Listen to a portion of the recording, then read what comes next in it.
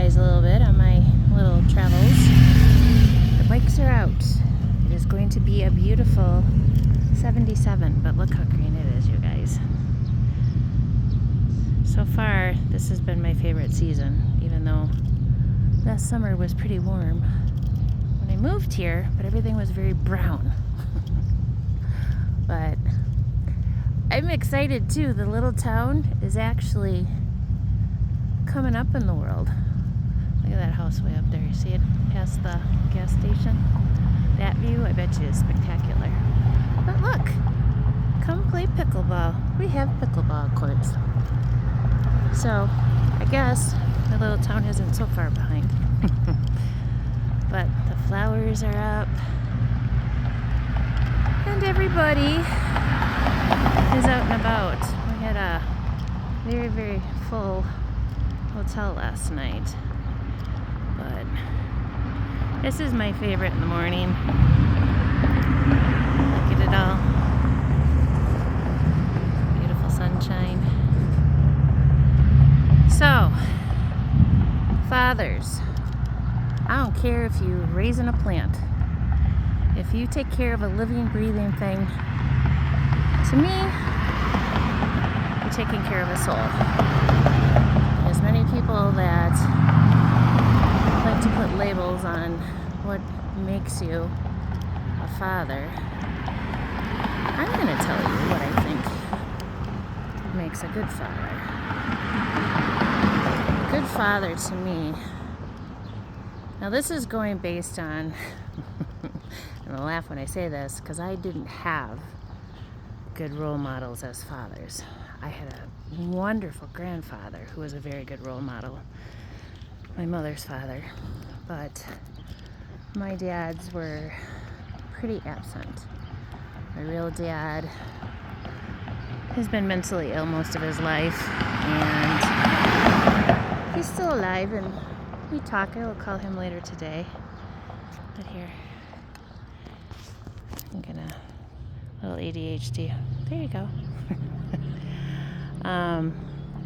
We'll talk a little later today, and then my stepdad, Les Kraft, he's been gone 26 years yesterday. And as many of you know, my stepdad was a very generous-hearted individual, but very, very not, you know, he never dealt with himself, dealt with his trauma, dealt with his childhood, or dealt with any of that. So unfortunately, we as children, me and my brothers and sisters, ended up, you know, in situations that most households shouldn't. And I don't tell you this because I'm angry or I hold any animosity to him, because I don't. My dad and I, we settled things, you know, before he died, and he apologized to me, and, you know, he had a big heart. He was just a very lost soul. And as you get older, you learn about the things that your parents do and don't do, you know, based on what they knew and understood and grew up with. And I know that my Grandpa Kraft was quite the disciplinarian, and we unfortunately never got to see, I think, the good side of him, because he was either working or drinking, and there really was no in between. It's unfortunate, but my point is, to me, a good father is an individual that knows how to take care of himself first, and realizes that, you know, the parents that we had did the best that they knew how to do based on what they learned and what their parents did. And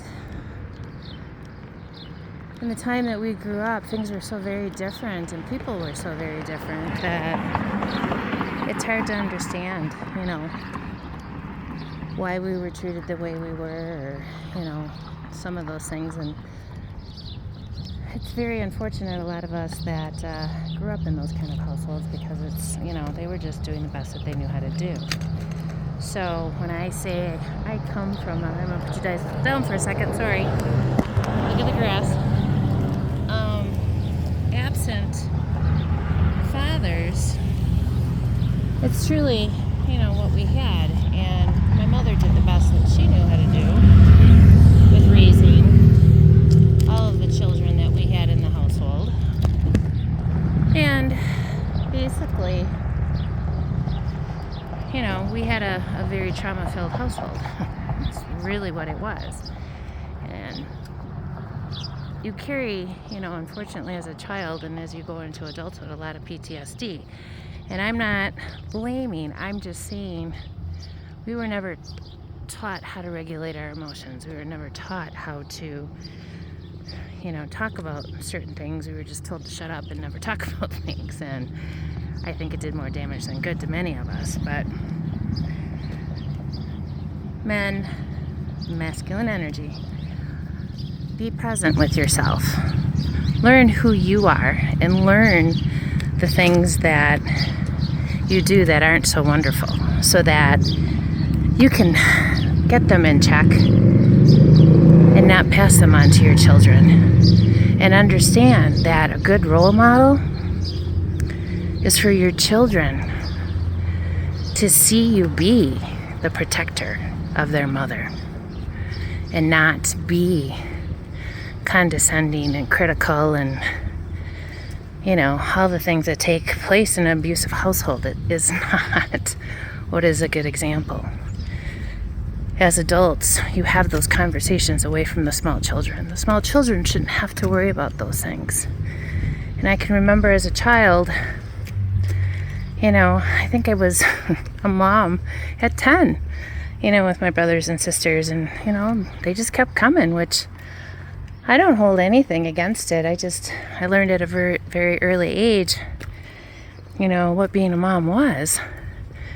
And it's why I think I waited till in my 30s to have my children, and then, had poor selection in the individuals I had children with. But my point is, I don't care if you're with the mother, with the father, the example that you set for those children is huge.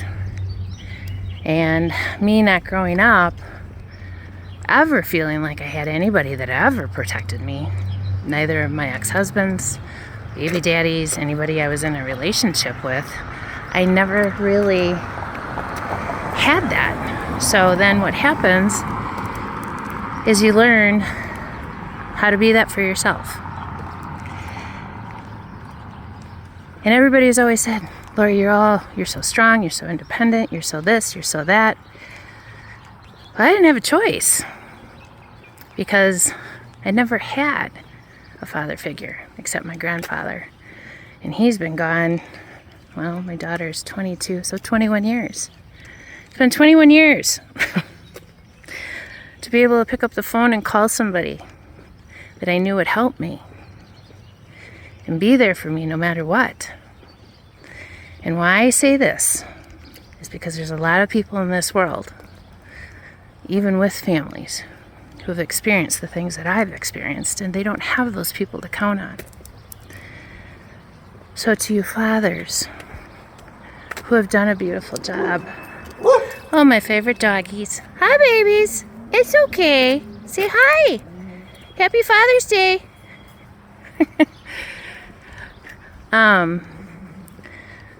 Be that example for your children. Don't be that dad that says that he's going to do the things and then not do it. You're better off just not saying anything. And don't pick a wife or pick a girl that you want to be with and have children with unless you're actually going to be that man for her. Because in the end, it just shows, you haven't worked on yourself. And you haven't done the things that you needed to do for yourself. I say this a lot. If you can't love you, you're never going to be able to love anybody else. And you're not going to want to protect those people because it's always going to be a competition. And it's never going to be about being their protector because you're too worried about yourself and what people think. So, gentlemen who have stepped up in your world, who have been that individual for your children and the mother of your children, I applaud you. Because you deserve this day for being the man and stepping up and taking care of your responsibilities. And no matter if you're with that woman or not, you still had enough respect for yourself and those kids to show them what a true man is like. So I applaud you. Have a beautiful day. And I hope you get what you want today, and I hope you get some rest and relaxation and are appreciated for all the things that you do.